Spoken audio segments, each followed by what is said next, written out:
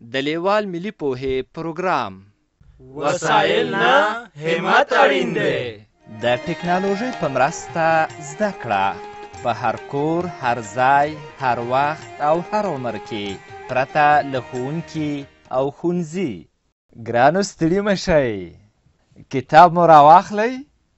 دا د کتاب مخ دی. دا شنه ونه ګورئ،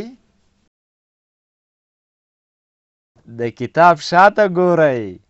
یو په منځ نیم شوی سوره نر هم ورباندې شته. شاباس، اوس نو کتاب پرانیزئ. زه او زانګو رنګول د نن سبق یا لوست دی. له ښوونکي شادګل سره زانګو رنګول زده کوو. ښه عزیزانو، دې ته زانګو وایي.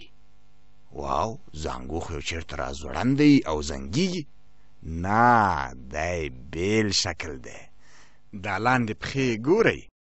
د همدغو ګول تختو په مرسته د ماشوم بستره ځي ورځي ځي ورځي.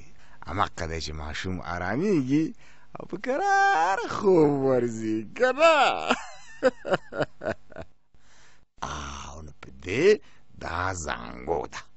ښه، راځئ نو چې په کوم ځای چې موږ ته نښې ایښي دي د هماغه ځایونه یې په رنګولو باندې شروع وکړو.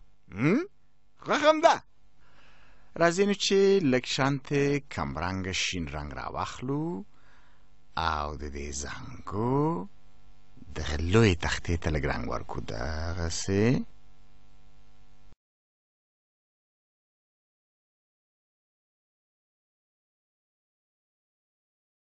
اوس به لږ شانتې ټینګ شین رنګ راواخلو.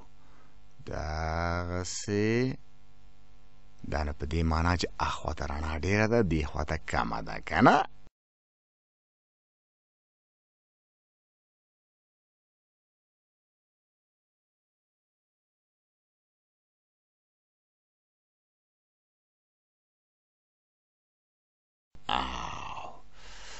اوس یې دا بازو دغسې او دغه برخه چې لږ شانتې ګول ده که نه، همدغه شی دی چې دا تخت زنګوي که نه. دغه برخه یې ډېر ښه.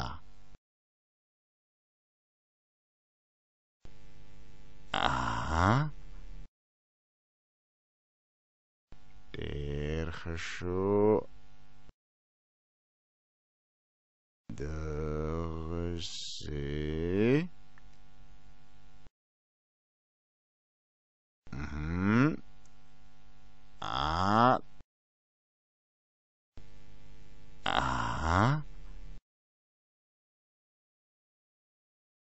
دغسې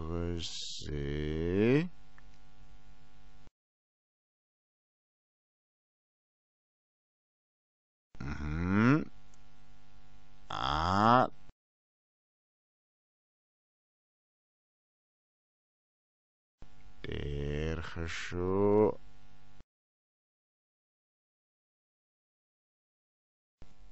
بس اوس به یې دغه بسترې ته دغسې پسته‌ایي رنګ ورکړو.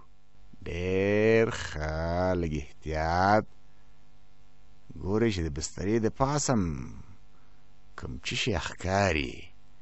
ماشوم دی، کومه ګوډیانه ده، دا به څه شی؟ ته ودرېږه چې یو وارې مې لاس بر شي. او دا خو ایګ دی. خرسک چې ورته وایي. دې ته به دغسې آسماني رنګ ورکړو. بس تاسې وګورئ، زانګو یا غلطک چې د ماشوم بستر یا د خوب ځای دی. زانګو رنګول دې زده کړل. اوس د زه توری رنګوو. دا ټکي ټکي زه توری لیکل شوی چې په سر کې یې د سره رنګ ټکی ایښودل شوی. دا د دې لپاره چې د زه توري لیکل له دغه ځای څخه پیل یا شروع کیږي. د زه توري پیل له همدغه ځای څخه کیږي. د زه توري ته زه هم وایي.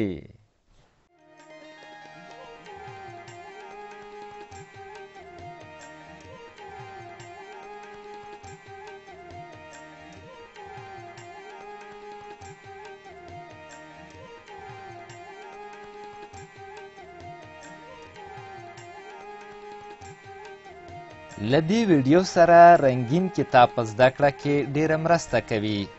د کتاب ترلاسي لپاره پته ده LLS@leval.com 003 280 24 40.